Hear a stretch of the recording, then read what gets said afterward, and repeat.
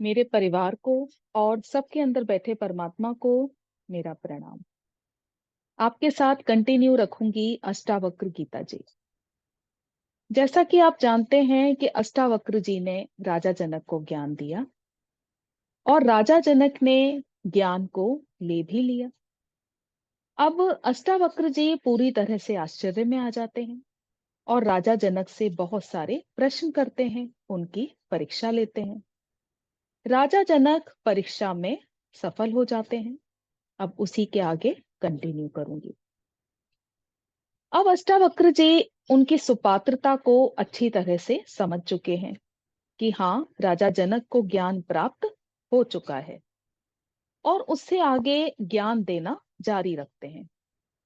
अष्टावक्र जी कहते हैं कि जब मन कुछ त्यागता है, कुछ भोगता है, सुख दुख की आकांक्षा करता है, कुछ सोचता है, कुछ चाहता है, तो यही बंध है। यानी कि हम बंध गए। जब हमारे अंदर किसी चीज को पाने की आकांक्षा होती है या किसी को त्यागने की आकांक्षा, यानी कुछ करना ही है, कुछ सोचना ही है, कुछ चाहिए, तो ये बंध है।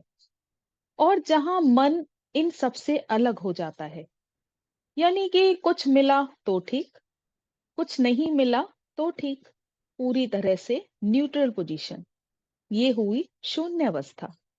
जहां क्रिया ना हो, वहीं आप मुक्त हो, थोड़ी देर के लिए ही सही। जो लोग आध्यात्मिकता में हैं, जो साधक आध्यात्मिकता में हैं, उनके साथ कहीं ना कहीं ये स्थिति आती ही है। जैसे इस अवस्था में कि कहीं कुछ पाने की इच्छा ना हो, मन पूरी तरह से संतुष्ट हो कि बस अब मुझे कुछ भी नहीं चाहिए, जो मिला है वो ठीक है और आगे भी जो मिलेगा वो ठीक, और जो कुछ नहीं मिला तो भी ठीक, यानी हर अवस्था में मैं खुश हूं। तो ये हुई मोक्ष की झलक। और ध्यान करते रहने से ये झलक आती ही है, क्योंकि ध्यान करने से हमारे सामने सत्य आता है और बहुत सारा ऐसा ज्ञान है जो हमें समय टू समय मिलता रहता है। अब इसके बाद की जो स्थिति है वो है समाधि। समाधि यानी सब कुछ ठहर जाना, शांत हो जाना, यानी कि स्वयं ब्रह्मा हो जाना, सत्य को जान जाना, बल्कि स्वयं सत्य हो जाना। और समाधि भाव में आने से आती है साक्षी भाव की स्थिति, कि हमारे सामने, जैसा मैंने बताया, कि सत्य आने लगता है। वो सत्य क्यों आने लगता है? क्योंकि साक्षी भाव है।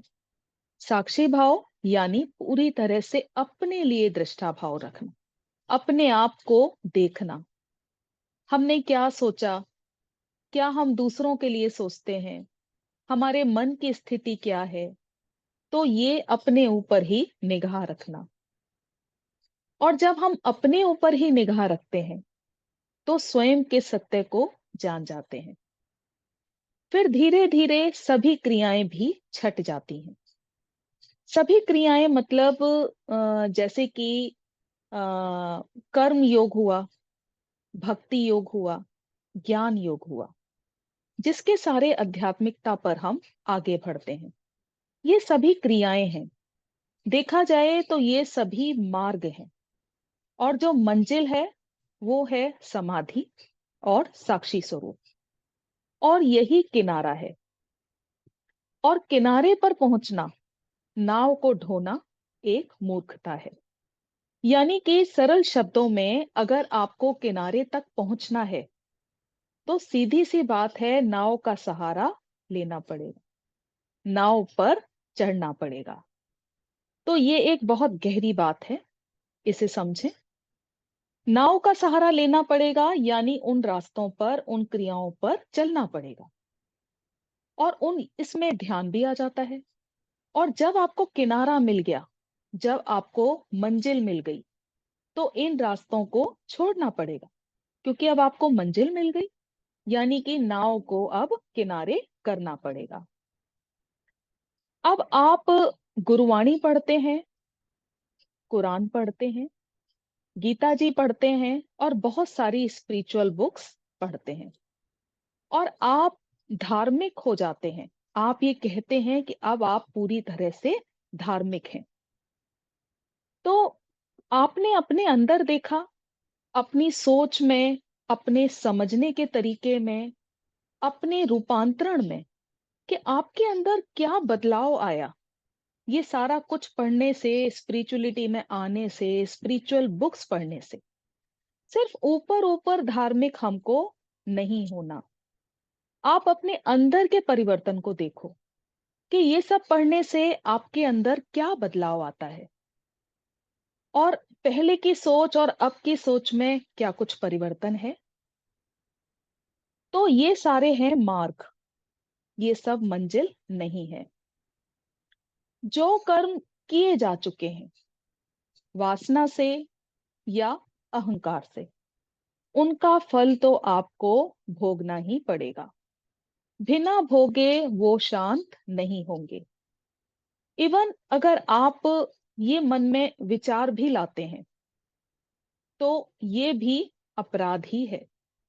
यानी ऐसा विचार मन में लाना लेकिन उस कर्म को करना नहीं, सिर्फ विचार लाना, तो यानी कि वो कर्म आपके द्वारा हो चुका। कभी भी व्रत ना लें, कस्में ना खाएं, किसी भी चीज को छोड़ने का प्रयास नहीं करना चाहिए। पहले आप उसको स्वीकार करो, उस बात को अपने ज्ञान द्वारा समझो। अब जैसे कि सूरज के सामने आप बैठ जाते हो, सूरज की गर्मी बहुत तेज है, आप उसको सहन नहीं कर पा रहे, तो आप क्या करते हो? सीधी सी बात है कि अगर आप अपने घर के पास हो तो अपने घर के अंदर आते हो या फिर छाया का सहारा लेते हो। तो यहां भी आप समझने की कोशिश करें कि जो लोग स्पिरिचुअलिटी में हैं, आगे बढ़ रहे हैं, तो उनके सामने सारा सच एक तरह से आ चुका है और उनके सामने सत्य आ चुका है, उन्हें सत्य का बोध हो चुका है। तो अब जब बाहरी जगत का आपको बोध हो चुका, तो आप किस बात की देरी है? अब आप अपने अंदर का बोध लो और ऊपर धार्मिक बनने की बजाय अपने अंदर धार्मिकता लाओ। यहाँ पर एक छोटी सी कहानी आपके साथ शेयर करूंगी कि एक संत थे, वो ध्यान में लीन थे।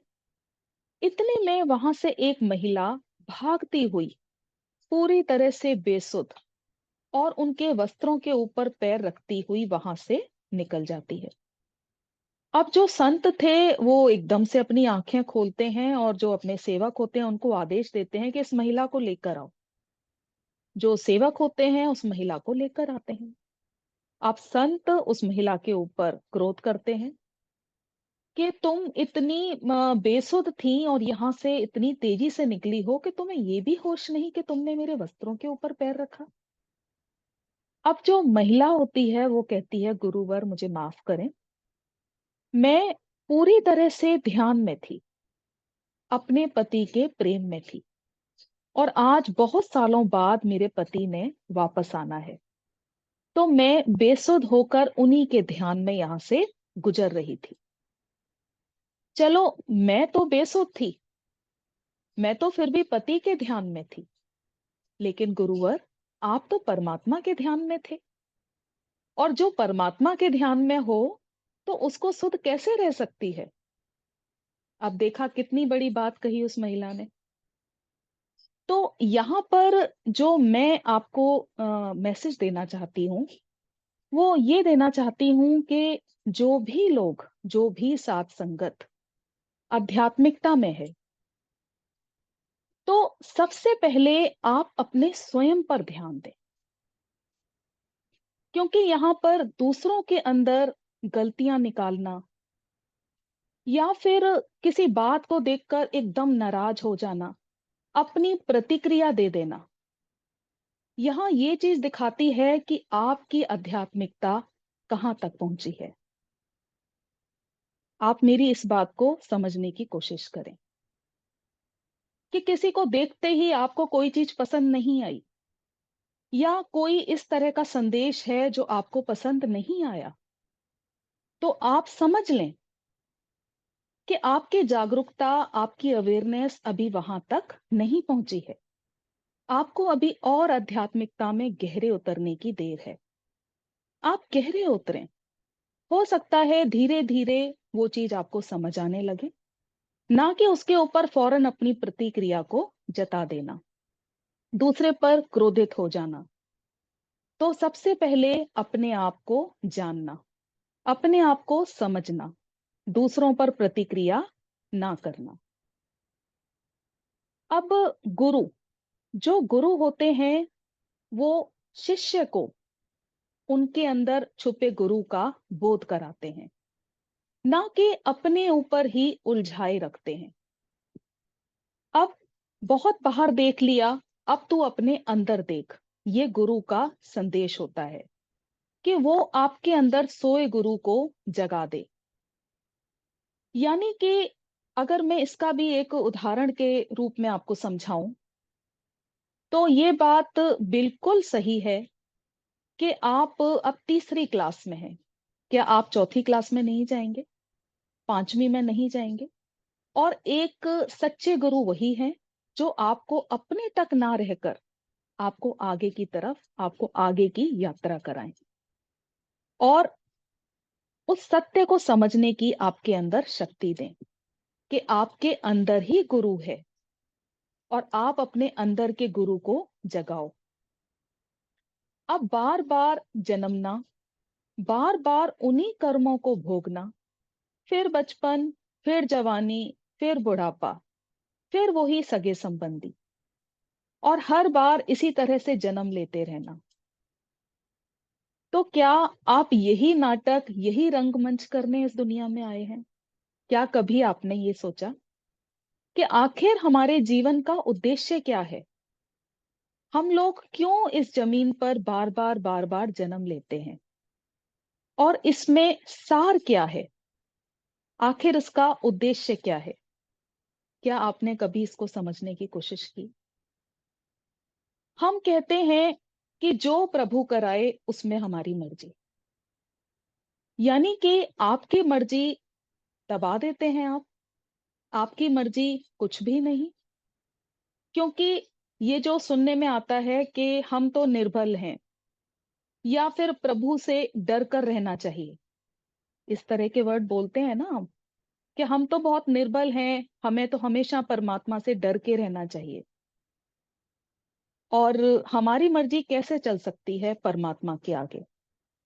पर परमात्मा साफ शब्दों में और क्या कहे, वो तो आपको इशारा दे रहा है कि तुम्हें सामने से आकर जगा रहा है कि भाई जागो, उठो, ये सब नाटक है, ये सब रंगमंच है, छोड़ो इसे, अपने सच्चे स्वरूप में आओ। सृष्टि के नियमों को जानना ही ज्ञान है। संसार में बहुत सारे आश्चर्य हैं, पर अपनी आत्मानंद के सामने कुछ भी नहीं। अपने सच्चे स्वरूप को जानना ही ज्ञान है।